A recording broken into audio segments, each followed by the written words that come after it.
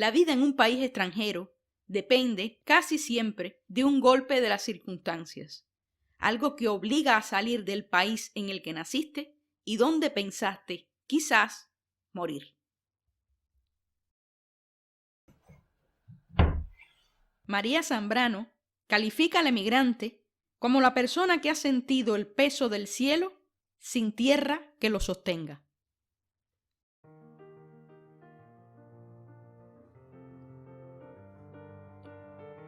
Cuando llegué a Madrid, traté de acompañar ese desarraigo buscando a cubanos a los que les hubiese ido bien aquí. Pero la mayoría de los escasos cubanos que encontré en aquellos primeros meses estaban en una situación de difícil a paupérrima, y ninguno me quedaba cerca. En Madrid no había comunidad cubana de exiliados que hiciera de red. No había ley de ajuste que concediera derecho a trabajo inmediato. Y, encima, apenas si había trabajo para el español. Empezar de cero a los 35 años en un lugar donde tu anterior currículum era menos útil que el papel higiénico supuso una cura de humildad y una crisis existencial. Y aunque yo navegaba con suerte, tenía una beca en una universidad bastante prestigiosa, la nostalgia hacía mella en mí, sobre todo la nostalgia de referentes.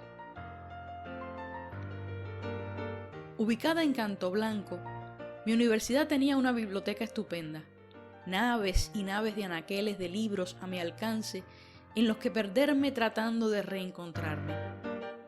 Creo que todos los préstamos bibliotecarios que solicité en aquellos 2 primeros años tenían una sola función. Yo buscaba, con hambre, libros que me brindasen referentes. Gente como yo, en una situación parecida a la mía, que me pudiera dar señales de qué hacer y cómo afrontar aquello. Así me empapé de casi todas las historias de los académicos españoles que habían ido a Cuba huyendo de la guerra o el franquismo. Historias parecidas a las mías, pero lo que más buscaba o ansiaba era un referente que hubiera hecho la travesía en mi misma condición, saliendo de donde yo había salido.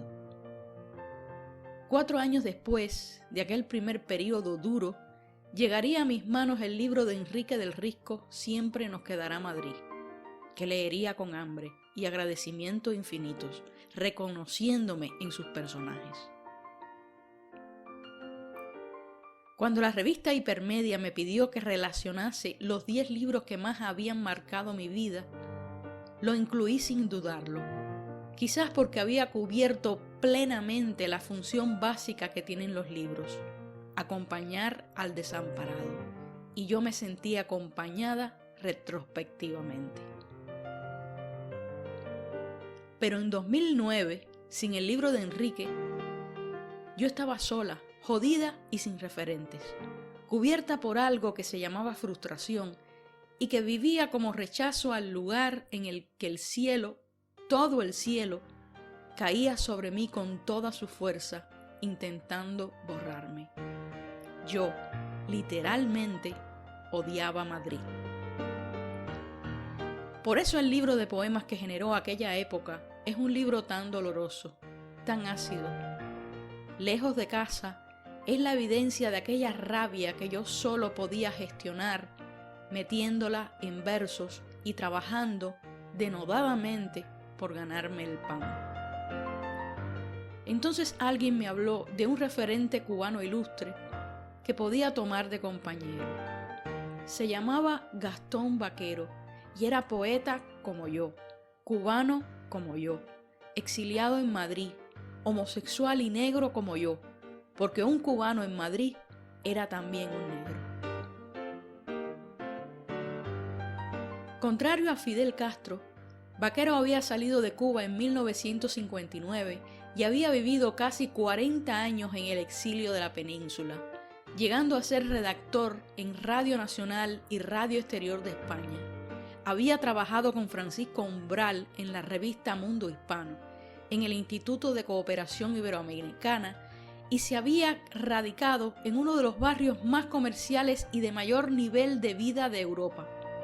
había publicado en España la parte más sustantiva de su obra. En el número 5 de la calle Antonio Acuña había una tarja que conmemoraba su vida y su obra. Era lo que podía decirse un cubano exitoso, o lo que pasaba como tal en 2009. Gastón Baquero había nacido en Vannes, en un hogar pobre, y se había formado de manera casi autodidacta hasta que a los 13 años su padre se lo llevó para La Habana.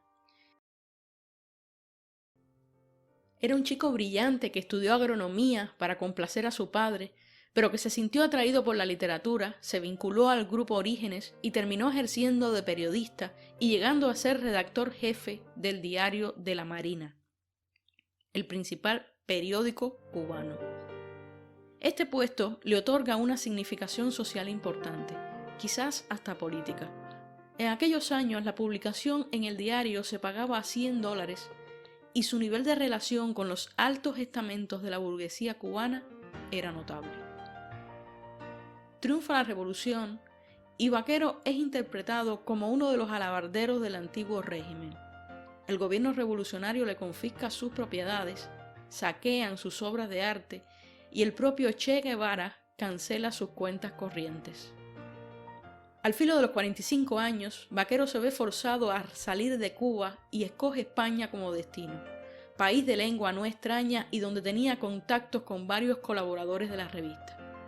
Pero la España de aquellos años está regentada por Francisco Franco, que era simpatizante de Fidel Castro. La revolución cubana estaba en la cresta de la ola como marca y la intelectualidad española era de izquierdas y rechazó de pleno a aquel mulato con ínfulas de príncipe criollo que llegaba de las Antillas.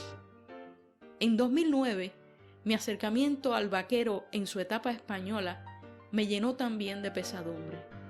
Que un libro tan tremendo como Memorial del Testigo hubiera pasado sin ser visto en la atmósfera cultural de los 50 se mezcló con mi dolor personal de poeta sin país.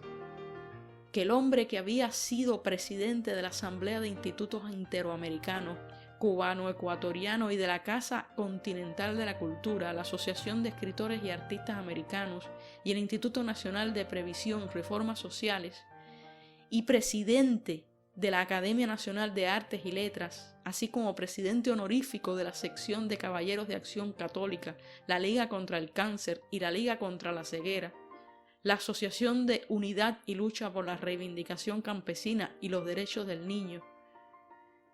Que el hombre que además era el poeta más significativo que habitaba en el Madrid de su tiempo, viviera casi de menesteroso, tomando varios trabajos a la vez y hasta disfrazándose de Baltasar, el rey negro, para llegar vivo a fin de mes, me obligó a escribir este soneto doloroso. Que nada quede de Baquero aquí, me grita que esta España dislocada también demolerá lo que escribí, y no solo en la arena, sino en cada omnímodo formato, tanto así, tan poco queda de Baquero aquí, que el árbol finalmente se ha secado, y si a Gastón Baquero le ha pasado, resulta una verdad de enciclopedia. Por eso la pregunta, ¿qué hago aquí? Constante en su goteo, como Pi, con su golpe de horror, con su tragedia, como un fatum que viene de Heredia, y sin piedad alguna llega a mí. Lo interesante, lo bonito de todo, es que al final Baquero vivió su destierro y su falta de resonancia con una entereza y una dignidad absolutas, sin una queja, sin ninguna proclama. De su casa espectacular en La Habana al bajo lleno de libros y casi sin muebles de Madrid, Gastón Baquero plantó una obra que al borde de sus 70 años, con magias e invenciones, tuvo que ser reconocida. Entabló amistad con García Nieto, Gerardo Diego y José Hierro, el único español que lo invitó a cenar a su casa, y murió siendo querido y respetado, y la llama de esa gloria se extendió a Cuba. Dicen los que lo conocieron que en el pasadizo de libros que era su casa había una reproducción de la foto de Martí en Kingston, que se mantuvo fiel, siempre fiel a sus aficiones cubanas, y que cada vez que podía, con su paso lento, de caballero con traje y bastón, iba al parque cercano del Retiro a recordar los olores silvestres de su Cuba. Con el ejemplo de vida y el antecedente de Gastón Vaquero, la poeta cubana perdida que fui se reencontró y moduló sus rencores. Una frase clarísima de Vaquero me acompañó en lo adelante. No siento nostalgia ni nada, ni la he sentido nunca, porque la nostalgia es producto de una falta grave de imaginación. Mis libros posteriores no tuvieron aquel dolor ni aquella rabia del primer libro, y me preparé definitivamente para ser feliz a toda máquina.